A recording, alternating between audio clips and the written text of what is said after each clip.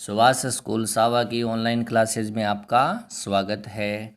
आगे का जो टॉपिक है वो है अनादर्श विलयन यानी नॉन आइडियल सॉल्यूशन। आदर्श विलयन जो था वो जो शर्त पालन कर रहा था उसके अपोजिट अनादर्श विलयन शर्तों का पालन करेगा। नंबर 1, वह राउल्ट के नियम का पालन नहीं करेगा। नंबर 2, डेल एच एंथैल्पी जो परिवर्तन आएगा मिक्सिंग की वो 0 के बराबर नहीं प्राप्त होगी। इसी प्रकार डेल वी मिक्सिंग है यानी आयतन में जो परिवर्तन है वह भी 0 के बराबर प्राप्त नहीं होगा, या कम होगा आयतन या फिर ज़्यादा प्राप्त होगा।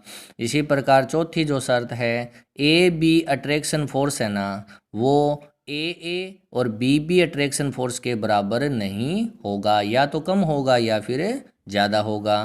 कहने का अभिप्राय क्या हुआ कि अनादर्श विलयन जो है वो आदर्श विलयन की तरह जो 4 शर्तें थी उनका पालन नहीं करेगा। अनादर्श विलयन 2 प्रकार के बनाए जा सकते हैं। नंबर 1, ऐसा अनादर्श विलयन जो धनात्मक विचलन प्रदर्शित करे। अब धनात्मक विचलन प्रदर्शित करे तो यहाँ क्या शर्तें होगी।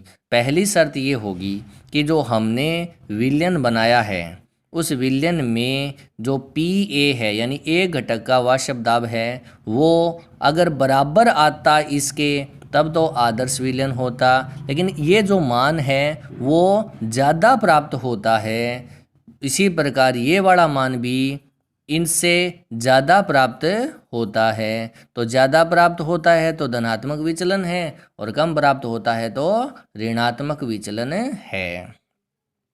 नंबर 2, डेल एच मिक्सिंग वो भी कितनी प्राप्त होती है, धनात्मक। मतलब क्या हुआ कि पहले घटकों में एंथैल्पी कम थी और दोनों घटकों को मिलाने के बाद विलयन जो बना उसकी एंथैल्पी ज़्यादा प्राप्त थी। तो कुल मिलाकर कह सकते हैं डेल एच का मान है वो कितना प्राप्त हुआ, पॉजिटिव। तो निष्कर्ष क्या निकला, ऊर्जा का अवशोषण हुआ है इस प्रक्रम में, और यह प्रक्रम कैसा कहलाएगा, ऊष्माशोषी प्रक्रम कहलाएगा।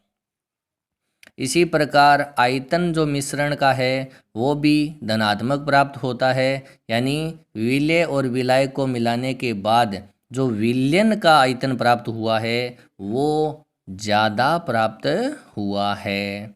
इसी प्रकार ए बी अट्रैक्शन फोर्स है वो कम हो गया किससे, ए और या बी अट्रैक्शन फोर्स से। तो ए बी अट्रैक्शन फोर्स कम हुआ तो अणु जो है वो दूर दूर जाने लगते हैं और उसकी वजह से आयतन बढ़ जाता है। एग्जाम्पल में एथेनॉल प्लस जल, एथेनॉल के बीच में अणुओं के बीच में जो अट्रैक्शन फोर्स है वह प्लस जल के बीच अणुओं के बीच जो अट्रैक्शन फोर्स है वह अपेक्षा करते अलग अलग अणुओं में ज़्यादा है, लेकिन जब दोनों को साथ में मिला दिया जाता है तो इस विलयन का अट्रैक्शन फोर्स कम हो जाता है। इसी प्रकार मेथेनॉल प्लस जल इसी का एग्जाम्पल है, एसीटोन प्लस एथेनॉल इसी का एग्जाम्पल है।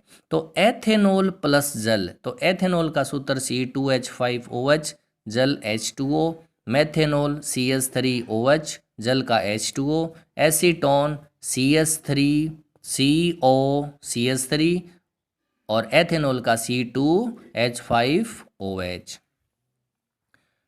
2 नंबर जो एग्जाम्पल होगा अपना प्रकार होगा वो क्या है, जो ऋणात्मक विचलन प्रदर्शित करे, यानी ऐसा अनादर्श विलयन बनेगा जिसमें विचलन कैसा होगा, ऋणात्मक होगा, कमी आएगी। इसके लिए पहली शर्त पीए का मान कम हो जाएगा, धनात्मक में ज़्यादा हुआ था।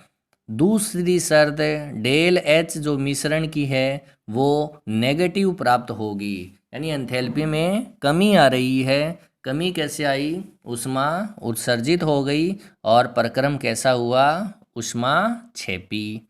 आयतन तीसरी शर्त क्या है, डेल वी मिक्सिंग, यानी आयतन परिवर्तन क्या हुआ, वह भी कम हो गया क्योंकि अब की बार अट्रैक्शन फोर्स बढ़ेगा और अट्रैक्शन फोर्स बढ़ेगा तो आयतन में कमी आएगी, क्योंकि मॉलिक्यूल्स है वो पास पास आ जाएंगे, आयतन कम हो जाएगा। चौथी शर्त क्या है, ए बी के बीच में जो अट्रैक्शन फोर्स है वो अब ज़्यादा लगेगा किसकी तुलना में, ए और बी अट्रैक्शन फोर्स की तुलना में।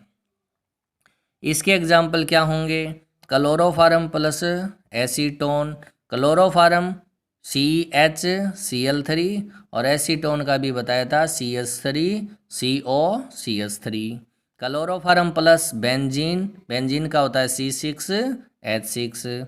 क्लोरोफार्म प्लस ईथर, ईथर का होता है ROR। और चौथा एग्जाम्पल है एसीटोन प्लस एनिलीन, एनिलीन का फॉर्मूला क्या होता है, बेंजीन वलय के साथ NH2 यानी C6H5NH2। अब ये जो डायग्राम बनाया है मैंने ग्राफ का, वो कल वाला डायग्राम है आदर्श विलयन का। आदर्श विलयन के अंदर XA हमने एक लिया था तो XB 0 था, और जब XA 0 है तो XB कितना है, A।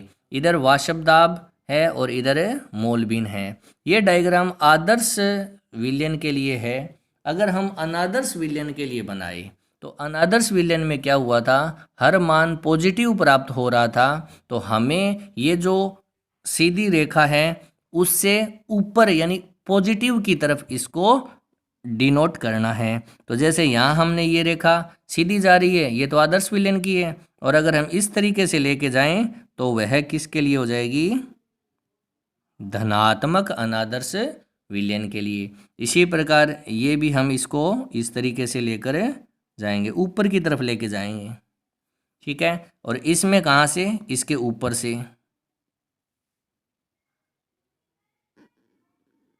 ये इस तरीके से धनात्मक के लिए दर्शाएंगे, यानी जो आदर्श विलयन की जो रेखा थी उसके ऊपर से लेकर जाना है। अब जो ऋणात्मक विचलन दर्शाना है उसके लिए हमें क्या करना पड़ेगा, सारा मान नेगेटिव आए, कम आया है मान, तो हमें नीचे से यानी ये जो आदर्श विलयन की रेखा है उसके नीचे से हमें डिनोट करना है, ये इस तरीके से। तो जो रेड वाली लाइन है वो नेगेटिव के लिए है, इस तरीके से, ये वाली भी इस तरीके से। तो मैंने आपको एक ही ग्राफ में इसमें समझा दिया कि किस प्रकार से धनात्मक विचलन प्रदर्शित करेगा और किस प्रकार से ऋणात्मक विचलन प्रदर्शित करेगा। अब आपका होमवर्क क्या रहेगा, जो भी मैंने एग्जाम्पल आपको बताए हैं उन एग्जाम्पल में जो भी फॉर्मूला बनता है वो आप कमेंट बॉक्स में फॉर्मूले को सेंड कीजिए, कमेंट बॉक्स में बताइए। धन्यवाद।